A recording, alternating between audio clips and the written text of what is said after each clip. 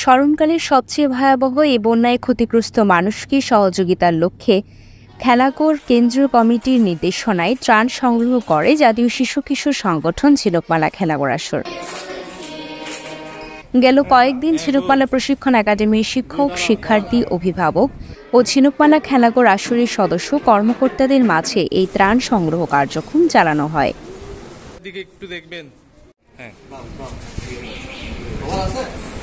এই বিষয়ে ঝিনুকমালা খেলাঘর আসর পরিচালিত ঝিনুকমালা প্রশিক্ষণ একাডেমির পরিচালক ডাক্তার চন্দন কান্তি দাস বলেন, দেশের যে কোনো দুর্যোগের সময় ঝিনুকমালা খেলাঘর আসর মানুষের পাশে দাঁড়িয়েছেন, যার ধারাবাহিকতায় এবারের বন্যা ক্ষতিগ্রস্তদের সহযোগিতার লক্ষ্যে এই কার্যক্রম পরিচালনা করা হচ্ছে।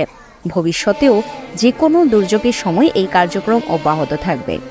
খেলাঘর আন্দোলনের পক্ষ থেকে 1952-এর ভাষা আন্দোলন থেকে খেলাঘর আমরা মানুষের মাঝে আছি, থাকব।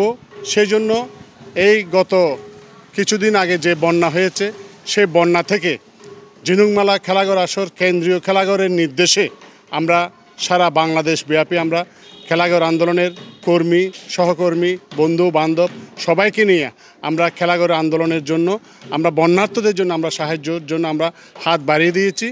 আমরা 1952-এর ভাষা আন্দোলনে আমরা খেলাঘর আন্দোলন করেছি, 70-এ আন্দোলন করেছি, 1991 সালে কক্সবাজারের বন্যার্তদের মাঝে আমরা ত্রাণ দিয়েছি।